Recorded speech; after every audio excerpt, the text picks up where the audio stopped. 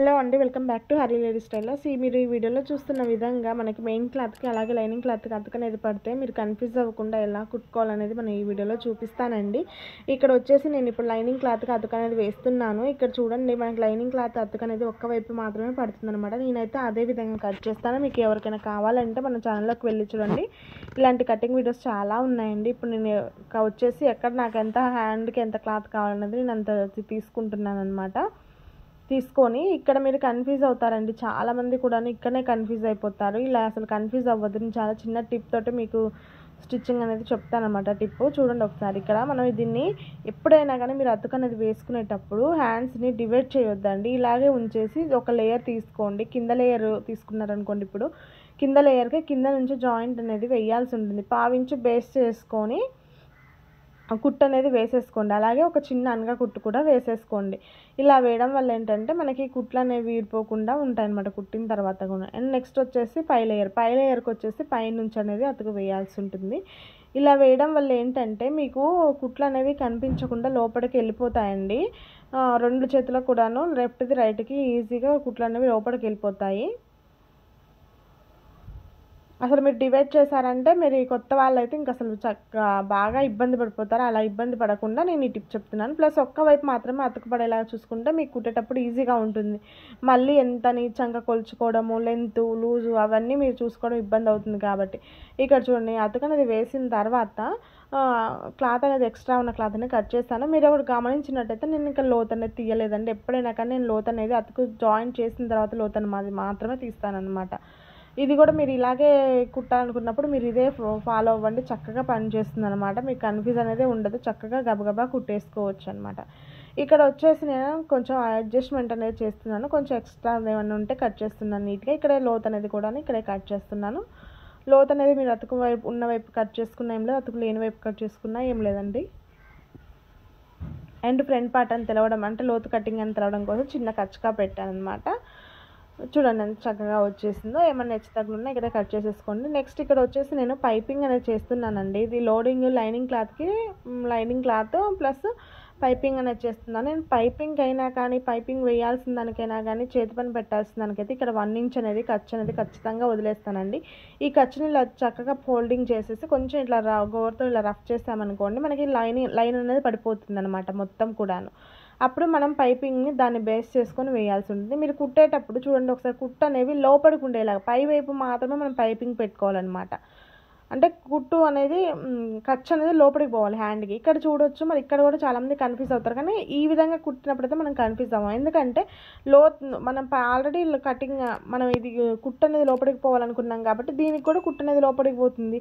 అలా కాదనుకుంటే మీ front dot ఎదురంగా ఉన్నప్పుడు మనకి లెఫ్ట్ రైట్ హ్యాండ్స్ అనేవి ఈజీగా పడిపోతాయి. మీరు కన్ఫ్యూజ్ అవ్వాల్సిన అవసరం లేదు. నేను ఆ లైన్ బేస్ చేసుకున్నది నేను ఇక్కడ లైనింగ్ అనేది కుట్టాను కాబట్టి ఇక్కడ చూడండి మీరు ఒకసారి. అయితే ఇప్పుడు మెయిన్ క్లాత్ అండి. మెయిన్ క్లాత్కి వచ్చామంటే నాకు ఇక్కడ మెయిన్ క్లాత్ అనేది ఎందుకు ఇలా తీయాల్సి వచ్చిందంటే డిజైన్ అండి. డిజైన్ అనేది ఒక హ్యాండ్కి పైకి ఒక హ్యాండ్కి కిందకు ఉంటే బాగుండదు కాబట్టి ఇక్కడ చూడండి, అలా తీయకుండా నేను ఇట్లా సెంటర్గా పెట్టేసి ఇప్పుడు వచ్చిన క్లాత్ని సెంటర్గా పెట్టాను అనుకోండి, నాకేమవుతుందంటే అది సెంటర్కి వచ్చి మరీ షోల్డర్కి దగ్గరకు వస్తుంది. ఎవరైనా చూసినా కానీ బాగుండదు. కాబట్టి నేనేం చేస్తున్నాను, ఒక్కవైపు మాత్రం అతుకు పడేలాగా, ఇంకోటేమో పూర్తిగా ఉండేలాగా చూస్తున్నాను. ప్లస్ ఇది కూడాను ఇలా ప్రాబ్లం వచ్చిన హ్యాండ్ని కూడా నేను లెఫ్ట్ సైడ్కి వేస్తాను. ఎందుకంటే మనం వేసుకున్న పళ్ళు వైపు ఉంటుంది కాబట్టి కనబడదు అనమాట కస్టమర్కి. ఇక్కడ వచ్చేసి నేను ఇంకొక దానికి హ్యాండ్కి మంచిగా ఉంది కాబట్టి నేను దాన్ని వచ్చేసి ఏం చేశానంటే రైట్ సైడ్కి వచ్చేలాగా చూసాను. అప్పుడు ఏమవుతుందంటే మనకి అతుకు పడ్డ అది చంకలోకి వెళ్ళిపోతుంది కాబట్టి ఎటువంటి ప్రాబ్లం ఉండదండి. చాలామంది ఇలాంటి అంటే బ్లౌజ్ పీస్ తక్కువగా రావడం వల్ల ఇట్లాంటి ఇబ్బందులు అనేవి మనకు ఫేస్ చేయాల్సి వస్తుంది. అలాంటివనేవి నీట్గా ఇట్లా స్టిచ్ చేసుకోవచ్చు అనమాట. మీరు ఎటువంటి కన్ఫ్యూజ్ అనేది ఉండొద్దండి. ఎందుకంటే మనం కన్ఫ్యూజ్ అయ్యి టైం వేస్ట్ చేసుకుంటే మాత్రం చాలా ఇబ్బంది పడాల్సి వస్తుంది. ఇక్కడ చూడండి, నేను ఇక్కడ ఒక హ్యాండ్కి 2 వైపులు అతుకు వచ్చింది, ఒక దానికి అతుకు అనేది ఒకవైపు మాత్రమే వచ్చింది. మీరు కూడా అలాగే స్టిచ్ చేసుకోండి. ఇక్కడ నేను ఎందుకు ఇలా కట్ చేయాల్సి వచ్చిందంటే అసలు అతుకు అనేది మనకి మెయిన్ క్లాత్కి పడదండి మ్యాక్సిమం బ్లౌజ్ సరిపడా వచ్చినప్పుడు. ఇక్కడ దీనికి కూడా బ్లౌజ్కి వస్తుంది. కాకపోతే ఎందుకు నేను కట్ చేయాల్సి వచ్చిందంటే డిజైన్ అండి. ఒకదానికి పైకి ఒకదానికి కిందకుంటే మాత్రం బాగుండదుగా చూడడానికి, అందుకని నేను ఇలా కట్ చేయాల్సి వచ్చింది అనమాట. ఇక్కడ వచ్చేసి నేను మెయిన్ క్లాత్ లైనింగ్ క్లాత్ అనేది జాయిన్ చేసేస్తున్నాను అనమాట. ముడత అనేది రాకుండా చూసుకోండి. అసలు అయితే ఈ క్లాత్ ముడత అనేది రాదు. ఇలా రాకుండా ముడత రాకుండా మీరు స్టిచ్చింగ్ అనేది చేసేసుకోండి. ఇలా స్టిచ్ చేసుకునేటప్పుడు మీరు గుంజొద్దండి. మెయిన్ క్లాత్ని గుంజడం వల్ల ఏంటంటే అతుకు అనేది వస్తుంది, బుంగలాగా లెగిసినట్టుగా ఉంటుంది. అలా రాకుండా మీరు చూసుకోండి. ఇక్కడ వచ్చేసి ఎక్స్ట్రా క్లాత్ ఉంటే నేను అది కట్ చేసేస్తున్నాను. ఇప్పుడు అతుకు అనేది మనం మిగిలిన వాటికి అతుకులు అనేది వేస్తున్నాము. అయితే మీరు ఎవరైనా కానీ ఫస్ట్ టైం మన ఛానల్ చూస్తున్నట్టు ప్లీజ్ సబ్స్క్రైబ్ చేసుకొని మీ ఫ్రెండ్స్కి రిలేటివ్స్కి ఎవరికైనా యూజ్ అవుతుంది అనుకుంటే షేర్ చేయండి. అలాగే వీడియో మాత్రం చివరి వరకు చూసి మీరు ఇలాంటి టిప్స్ నేర్చుకోవాలనేది నా ఉద్దేశం అండి. మీరు వీడియో చూసిన వెంటనే లైక్ కూడా చేయండి, మీకు నచ్చినట్టయితే లైక్ చేయండి. ఓకేనా? చూడండి, అతుకు వేసేటప్పుడు ఎప్పుడైనా పైపింగ్ వైపు ఒక 1/2 ఇంచ్ అనేది ఫోల్డ్ చేసుకోండి.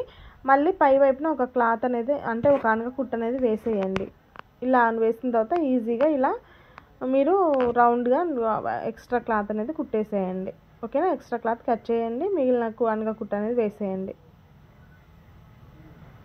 ఇక్కడ చూడండి, మనం డాట్స్ ఖర్చుకాలు అనేది కంపల్సరీగా పెట్టుకోవాలి. అయితే ఈ పైపింగ్ చేసిన మన ఖర్చు అనేది లోపలికి ఎక్కువగా ఉంది కాబట్టి మీకు కలిసే దారం ఉంటే ఇలా పైనుంచి ఒక కుట్టేస్తే చక్కగా పైపింగ్ అనేది కనబడుతుంది. లేదంటే మీరు ఈ బ్లౌజ్ వాష్ చేసిన తర్వాత ఏమవుతుందంటే ఒక్కొక్కసారి మెయిన్ క్లాత్ లూజ్ అయిపోయి లైనింగ్ ఇంక్ అయిపోయి మెయిన్ క్లాత్ లూజ్ అయిపోయి కొన్నిసార్లు పైపింగ్ మీద పడుతుంది, పైపింగ్ నీట్గా కనిపించదు అనమాట. అలా కాకుండా ఇలా కుట్టు వేయడం వల్ల ఏంటంటే మనకి బాగుంటుంది. ఒకవేళ అది మీరు కూడాను కనబడని దారం కాదండి, నీట్గా కనబడని దారం అయితేనే మీరు వేయండి, కనబడే దారం అయితే వద్దండి. ఓకేనా?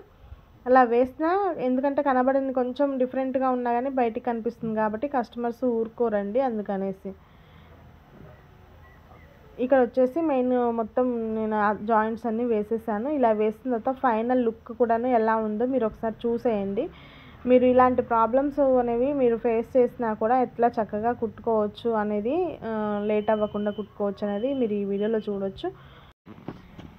ఇలాంటివి అతుకులు అనేవి ఎక్కువగా మనకి ఇలా హ్యాండ్స్కి వేయడం వల్ల ఏంటంటే అవి చంకలోకి వెళ్ళిపోతాయి కాబట్టి, చంక కుట్లలోకి మన ఖర్చులలోకి వెళ్ళిపోతాయి కాబట్టి మనకి ఏం ప్రాబ్లం ఉండదండి. మనకి ఒకవేళ ఇవి కనబడేలాగా బ్యాక్ పార్ట్ సైడ్ అలాగే ఫ్రంట్ పార్ట్ సైడ్ వేసామనుకోండి చూడడానికి బాగుండదు. అలాగే కస్టమర్ కూడా యాక్సెప్ట్ చేయరనమాట. మనకి బ్లౌజ్ అనేది మళ్ళీ రివర్స్ పంపించేస్తారు. ఇలాంటి ప్రాబ్లమ్స్ రాకూడదంటే మాత్రం ఖచ్చితంగా మనము ఇవి చేతులకు పోయి అతుకులలోకి పోయేలాగానే చూసుకోవాల్సి ఉంటుంది అనమాట, చంకలలోకి. చూడండి, ఒకసారి ఫైనల్ లుక్ చూసేయండి.